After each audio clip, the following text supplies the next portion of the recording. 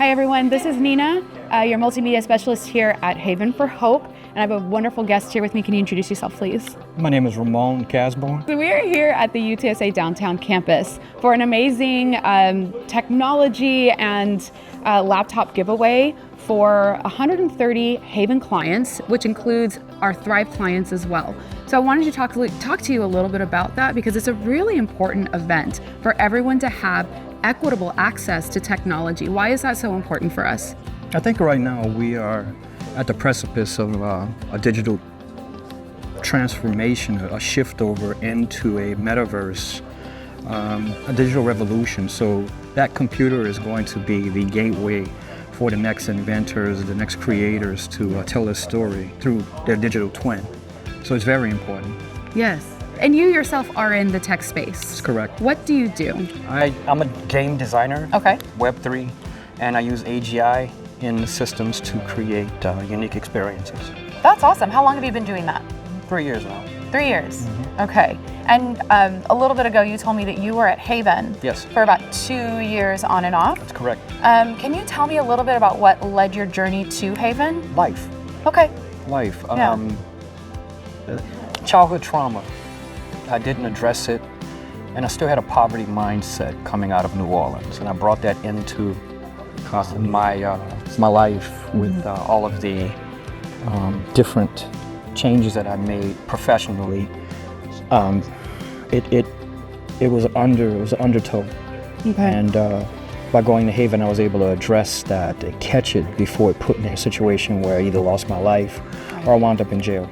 Yeah. So I was going down a dark path. Okay. And Haven, so you access services through Haven. Correct. That you were able to kind of work through all of that. That's correct. With your case manager. That's correct. Yeah. Who's your case manager? Kim. Miss Kim. Yeah. We love her. She's fascinating. Yeah. She is wonderful. And we built trust, we built rapport. I wasn't able to build rapport easily when I first got to Haven, so I had to go through a few people that I know who not to listen to. Right. My past experiences, which is very dangerous. But when I met Kim, we instantly knew we needed to work together because there was something real about what she was explaining to me. And again, because of my past experiences with people and behavior, everything she said she was going to do, she followed through. And when I followed through with what I said I was going to do, the chemistry just connected, and we started to build a dream. So you were the keynote speaker here at this event. That's correct. And you gave a very moving speech about what happened to you and how you were able to bring yourself out of that mindset. Can you explain a little bit more about that mindset and why it's so important for other people who are watching this and other people who are experiencing homelessness to address? I think homelessness is such a deep concept.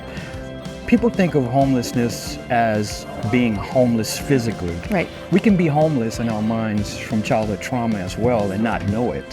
And that's the most dangerous form.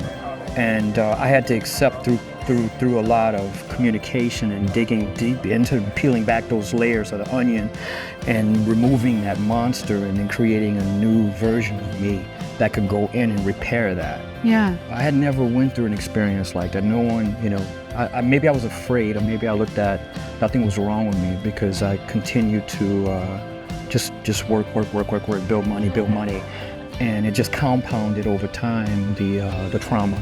Yeah. And once you reach a certain level of financial success, if you don't address that, it sneaks up and takes control of you through a darker version of you.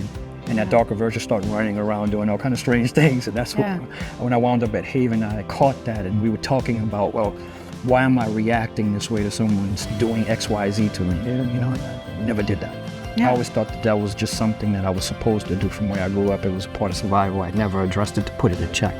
So taking the support at Haven and spending the time to journal, to meditate, to deal with the poverty, to fix the poverty mindset into more of a higher abundance manifestation of a real dream, a legacy building dream, opposed to a destructive. That's what we worked on together. Wow, that's very powerful. And I feel like there's so many people that could really connect with that. I mean, even just talking to a few of the people here in the audience, like right after your speech, so many people were really connecting with your story. Because you're right, we do think of homelessness as the person on the street or the addict, and it's not always that, right? Like you had reached a point of success, and you said that it almost like wasn't enough. Like you were still like in this mindset. So addressing what your childhood trauma was, and now you're here, and now you're inspiring so many other people. And I think it's just a wonderful story for others to hear and for them to see that you can do it. You can come from this point and now come back to where you're at. Now do you feel like you're truly living your dream? Yes, it's nirvana. I have peace of mind finally.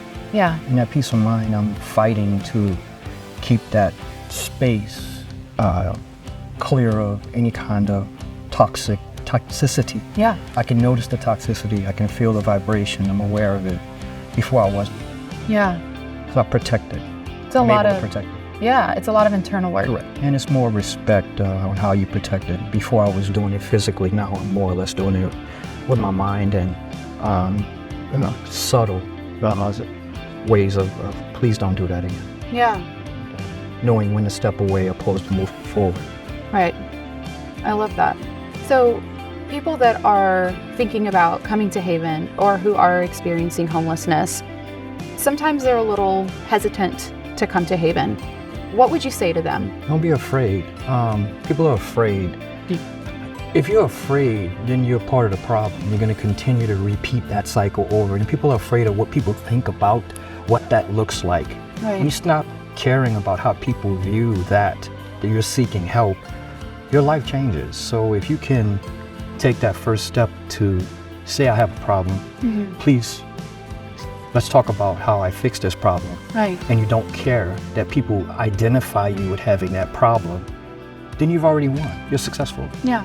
Because you're doing what you want to do without the idea of, oh, people are going to, oh, I'm at Haven, they're going to say, oh, Right. I'm a bum or I'm a vagabond or whatever the hell they say. Right. If you can look at somebody in the eye and say, yeah, I was homeless. Do you have a problem with it? Right.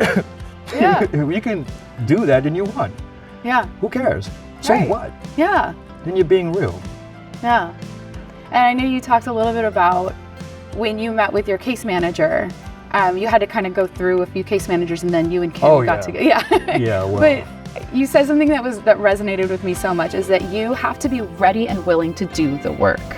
Yeah. Yeah, if you don't have the strength to first think it, write it out, and stand behind what you wrote down, you're not ready. Yeah. You're gonna just bullshit everybody through it. Yeah. You're gonna waste everyone's time. It starts with you. If you can't write it and follow through and be accountable for what you just wrote, Right. you're gonna waste everybody's time. It's about accountability. It's about taking action with accountability. Yeah. It's about your character and integrity. How did you get to that point? Oh God, many nights of what's wrong with me? What's this next version of me that I envision that needs to fit into this dream that I have, because that version of me won't fit there. Right. Because that version of me put me in the darkness. That Ramone doesn't belong in my new dream. I had to create a new Ramone to fit into this new dream. Yeah. And that new Ramone is I'm sorry. I'll put little bleeps in there. Yeah. So he's a calm, controlled work of art. Yeah. You know, perfect imperfection. I love it. That's fantastic. And your speech was so moving. I know that a lot of our clients here were just super appreciative of it. It was very moving and very powerful. So thank you for taking the time to be here and being a part of this amazing community and just sharing your story with everybody, because it's so important for us to hear these amazing stories. I appreciate you doing this. Yeah. Thank you. Thank you. All right. All right. Okay.